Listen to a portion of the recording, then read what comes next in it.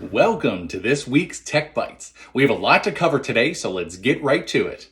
Today, we're talking about data collection and privacy policies in higher education and how they pose a cybersecurity threat to student privacy and security. The term cybersecurity has been formally defined as the preservation of confidentiality, integrity, and availability of information in cyberspace. The University of Maryland found that there is an average of 2,244 cyber attacks per day, which is one in every 39 seconds.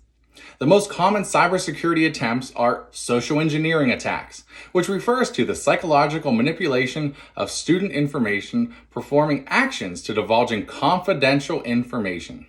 Many college students fall victim to vishing, which is voicemail, phishing, which is email, or smishing, which is text message attacks. Higher education institutions must comply with regulations under Family Education Rights and Privacy Act, or FERPA. FERPA prohibits the disclosure of personally identifiable data from education records, though according to KnowBe4, 1 in 3 first semester freshman college students are likely to click on a suspicious link to a fraudulent email. We're talking about this today because it's important to understand how the collection of sensitive student data by colleges and universities could potentially give cyber criminals access to students' personal information. We have an expert here today to talk a little bit more about cybersecurity. Here's the cyber guy to tell you more. Thanks, Bob. Did you know there exist concepts of cybersecurity pertaining to the protection of a user's confidential information? These concepts are information security, which refers to the concerns of protecting the integrity of and applicable information of the individual. The second is network security, which refers to the design operation of networks for attaining security. The third is internet security, which refers to the protection of internet-related services, which could pose a security threat. The fourth is critical information infrastructure protection, which refers to the protection of the system's networks. The fifth is cybercrime, which refers to the criminal activity which exists in cyberspace and is used to target the individual. The sixth is cyber safety, which refers to being protected against cyberspace threats. The seventh is information technology cybersecurity, which refers to the technical pedigrees of computer security. When you mix them all together, you get the National Cybersecurity Framework. Well, back to you, Bob, in the studio. Thanks, Cyber Guy. Did you know cybersecurity is a social justice issue? We have Captain Justice to tell you more. Students from a low socioeconomic status, or SES, may not receive the proper cybersecurity training to protect themselves from threats, nor do they have the wealth to pay cyber criminals when they have been breached. Students that come from a wealthier family are more likely to be shielded from cyber attacks, since they're able to purchase protection against cyber criminals. Wealthier families may be more likely the target of cybersecurity threats, though, since hackers know they'll have the funds to pay. Students may also fall into issues with equity and biases, specifically the potential to be treated differently based on certain parties gaining access to their personal information. An example is an instructor treating students differently based on viewing digital data that was collected by their college or university to their past grades and behavior in class. The impact of cybersecurity attacks on students with disabilities may cause a ripple effect for the cyber criminal to continue to attack those with disabilities. Oftentimes, when the cyber criminal finds an easy target, the criminal may continue to focus on a certain group of people to attack for financial gain. A person with certain disabilities, such as visual impairments, may cause that person to click on malicious links that takes them to a cyberspace where the attacker is ready to collect sensitive information.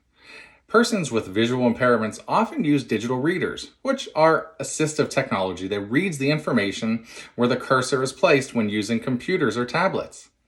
There are often times where the digital reader does not provide enough information for a person with visual disabilities to provide protection from clicking on malicious links.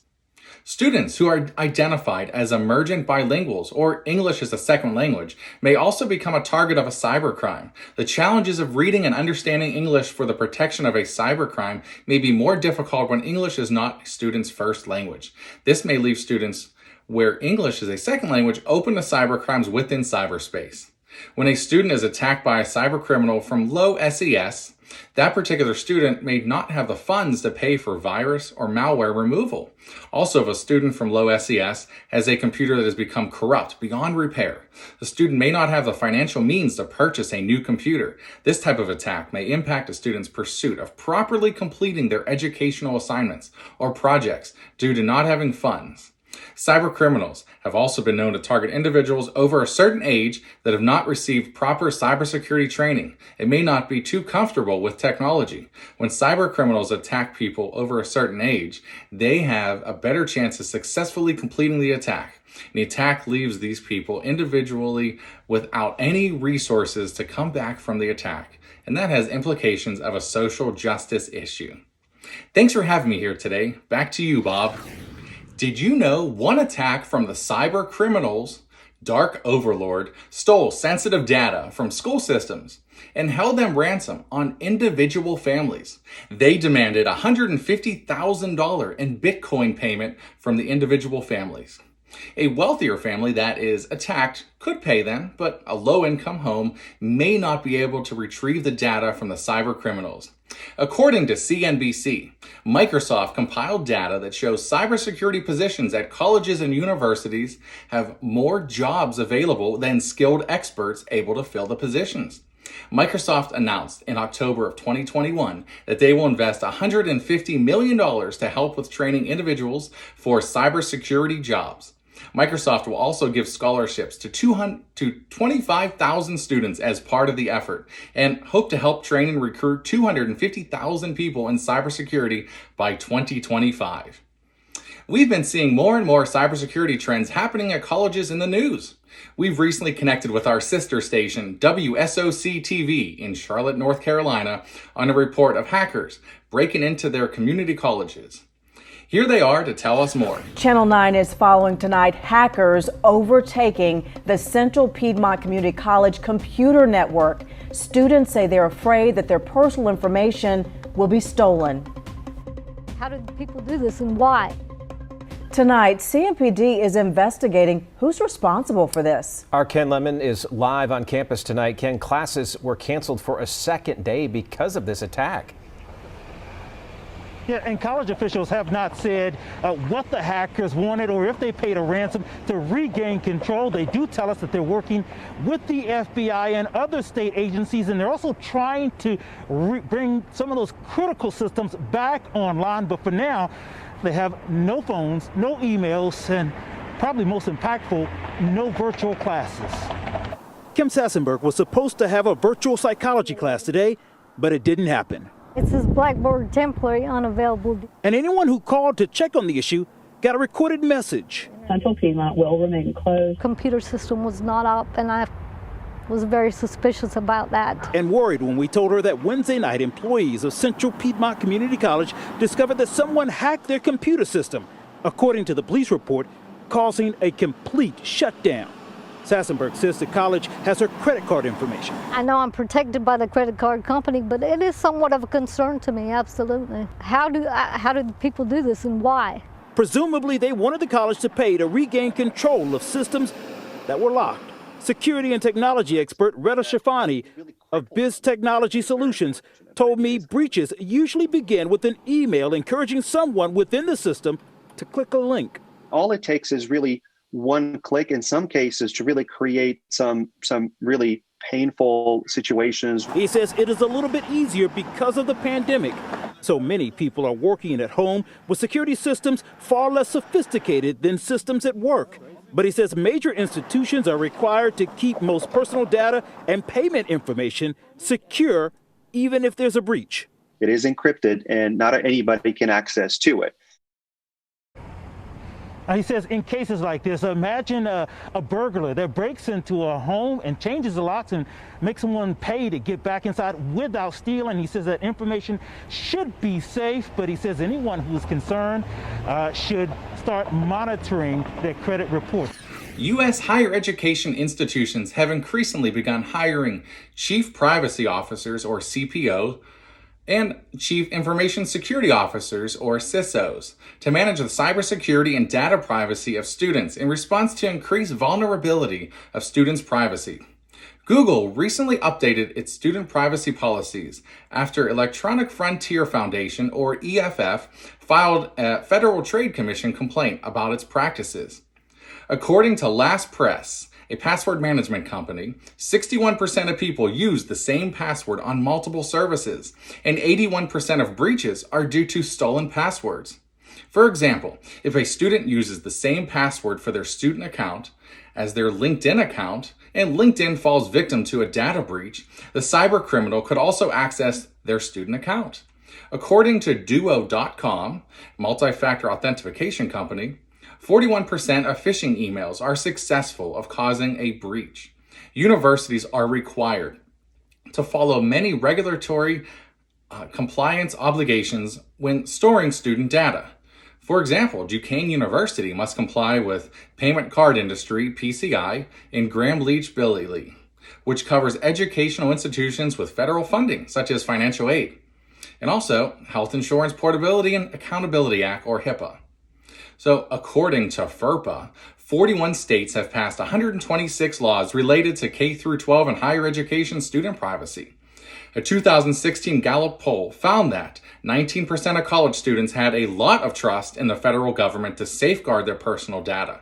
18% trusted their state governments to do so, but only 4% trusted social network websites to do so. Well, what can be done to protect personal data collected by colleges and universities from being hit by cyber criminals? We have Mr. Cyber Solution to tell us more. Some colleges require biometric information, in particular, face recognition, to be collected as part of their privacy and data policies. A student in Georgia had an article published in Vice magazine recommending a ban on facial recognition as part of a college biometric surveillance. The pushback from students has led to 50 colleges promise not to use facial recognition collection for their technology data collection on campuses. Research has shown students have a knowledge gap with cybersecurity and express the "I'm not concerned" viewpoint. Students also do not feel empowered to do anything about their privacy when attending college. Students are not able to turn down submitting their private data to the institutions. Students also have their entire life online when beginning college and may feel the chances of being harmed by cybercriminals are too slim to worry. If students receive the proper training to prevent the cyber crimes, they would be better prepared for an attack. If students had an opportunity to opt out of submitting sensitive data to the higher education institutions, the data would not be available to cyber criminals. One activity we conducted with a local college is instructors provided instruction on cultivating responsible online behavior and how to become a better digital citizen through a self-guided web quest.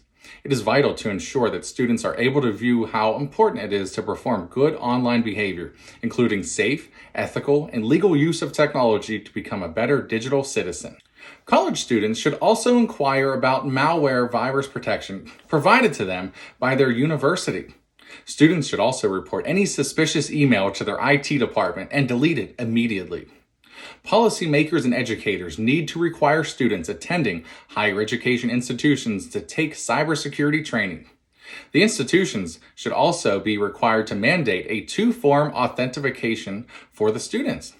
Luckily, many universities now have a policy in place where students are required to enroll in Duo multi-factor authentication, or MFA. Higher education institutions should teach data privacy, ethics, and literacy courses to encourage students to think critically about privacy. The institutions must prepare students to fully comprehend the implication of the collection, use, and sharing of their personal information without their knowledge and consent. Understanding how data is collected and used, as well as how they can protect their personal information and actively engage with platforms collecting and policies governing their data, is a key defense against manipulative techniques. Educators and policymakers should collaborate to design data ethics courses. Students are typically not aware of the data that is collected by simply clicking accept on an app or website. Institutions need to develop courses that produce data literate citizens and include data privacy and ethics within the instruction to prevent students from becoming a victim of cybercrimes. To foster a more trustworthy environment, colleges need to communicate how and why they collect and use students' personal information. In a recent analysis of U.S. higher education privacy policies, researchers found that policy language often ineffectively conveys how institutions use data.